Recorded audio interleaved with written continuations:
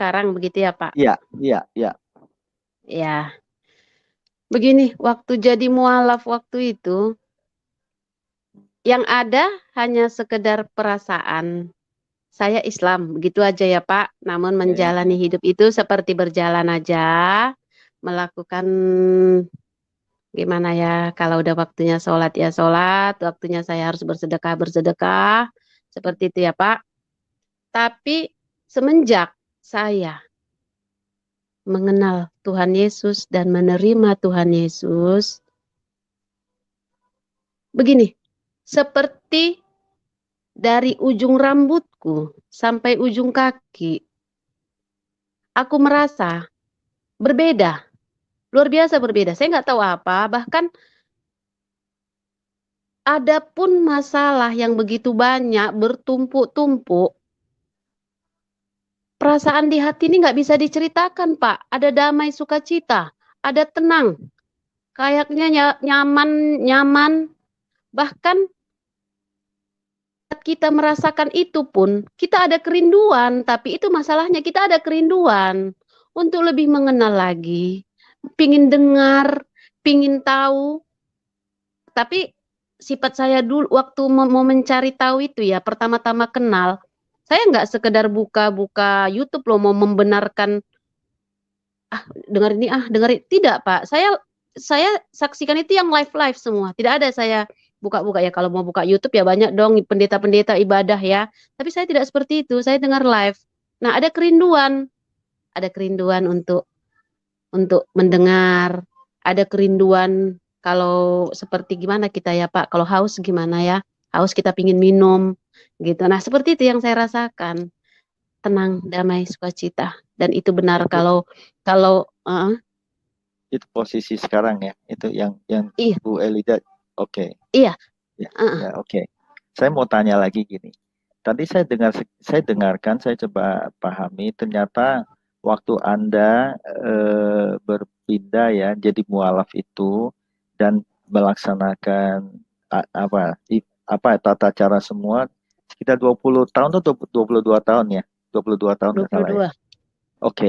Dan saya perhatikan itu Anda melakukan dengan bukan hanya sekedarnya, tapi sungguh-sungguh. Saya bisa menangkap sungguh-sungguh begitu. Pak, Ya, sungguh-sungguh. sungguh-sungguh Pak. Ya, itu Iya, apakah itu berarti waktu itu Anda sudah menerima satu kedamaian sukacita yang sesungguhnya atau gimana?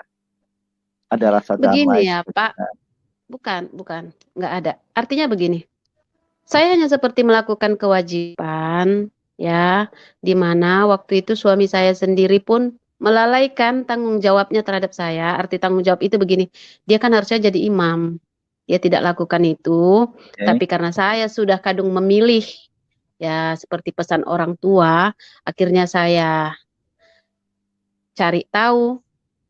Tapi begini, yang saya lakukan itu ini terus terang ya, mungkin akan ada yang merasa nggak percaya dengan yang saya katakan.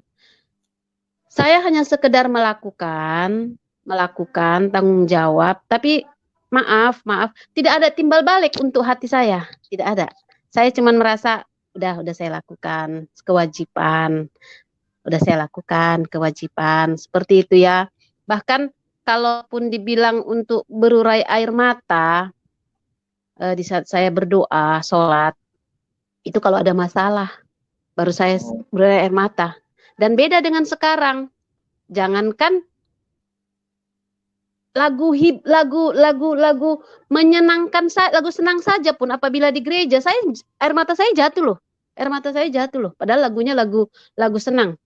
Bahkan di saat ada orang berdoa pun air mata saya bisa jatuh loh. Bahkan menyanyi kita pasang lagu gereja, lagu ini kita sambil nyapu, ini sambil nyapu. Air mata saya jatuh loh. Tapi jatuh bukan jatuh sedih.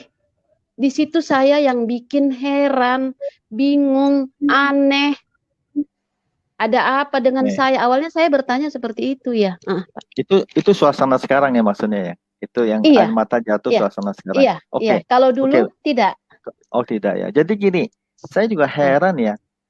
Kok melakukannya selama 22 tahun tapi sebagai satu kewajiban, kok bisa betah gitu ya?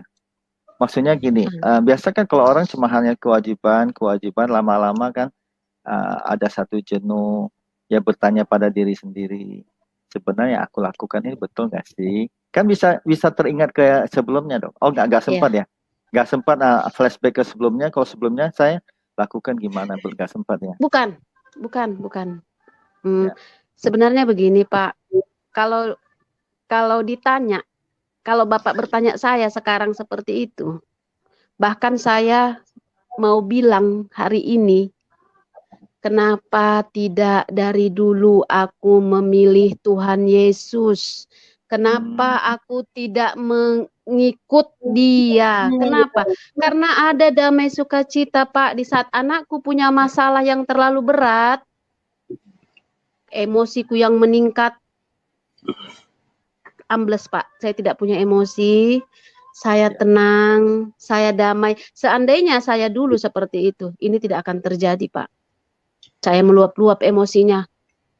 Karena saya menuntut balik. Arti begini menuntut balik, Pak. Saya sudah berbuat baik, saya sudah lakukan, yang saya dapat kok begini. Saya begitu berpikiran. Nah, di saat sekarang, saya merasa Tuhan yang duluan kasih saya, Tuhan yang duluan sayang saya, Tuhan yang duluan memberkati saya, Tuhan yang duluan memperhatikan saya. Jadi saya merasa, gimana ya, makanya air mata itu jatuh, Pak. Dia duluan yang perhatikan saya. Saya rasakan, beneran saya rasakan. Oke. Jadi pertanyaan saya berikut gini. Jadi kira-kira Bu Elida menyesalkah? Menyesalkan maksudnya waktu dulu beralih ke yang lain. Nah sekarang bisa kembali lagi. Pertanyaan saya waktu beralih ke yang itu jangan Menyesal, disebutkan. Pak. Menyesal ya. Menyesal, Pak. Seberapa menyesalnya? Bisa kasih gambaran nggak? Kata seberapa menyesalnya? Kalau kata menyesal, saya nggak bisa ukur seberapa menyesal, Pak. Karena Maksudnya, kenapa? Tuhan Yesus sudah selamatkan kami berdua, aku dan anakku. Ya, maksudku gini loh, menyesal dalam pengertian gini kan, menyesal dangkal. Saya menyesal nanti lupa. Tapi ini menyesal seperti gini lah. Mungkin gambarannya kalau orang pacaran, putus pacar, ya. Seperti ini yang anakku baru alami. Waduh, sampai dia nggak bisa lupakan. Ya mungkin dia akan menyesal kenapa aku nggak begini begitu dan seterusnya. Seperti itukah menyesalnya? nggak hanya sebatas kata menyesal, Pak. Karena Oke. mungkin dulu aku pindah agama juga. Aku menikahi orang pun dia baik sebenarnya. Hanya saja salah pergaulan ya, Pak.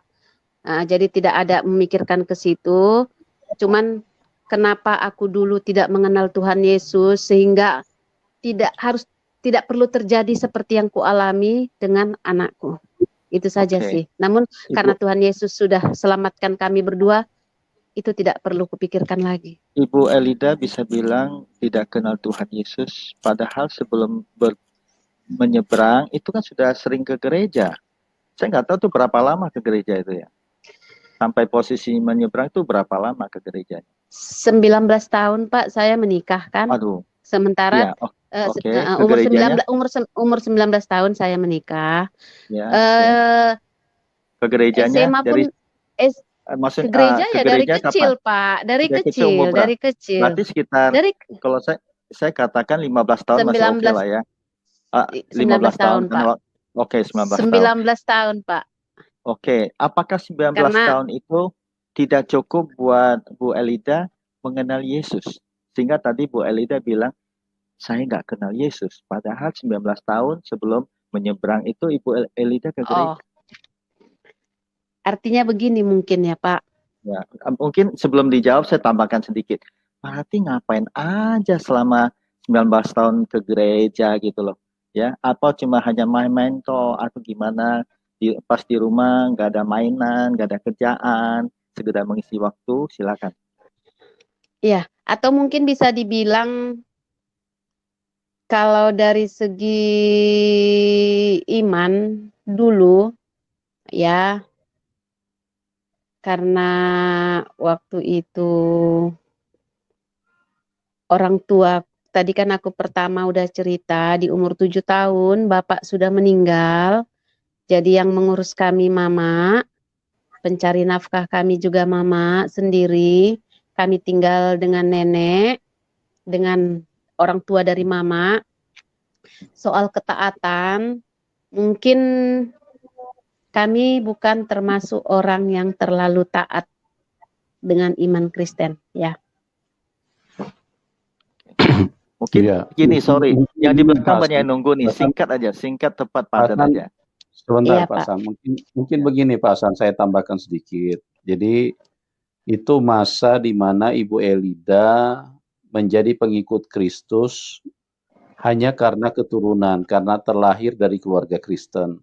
Iya. Tapi beliau belum mengenal Tuhan Yesus, belum mengalami Tuhan Yesus.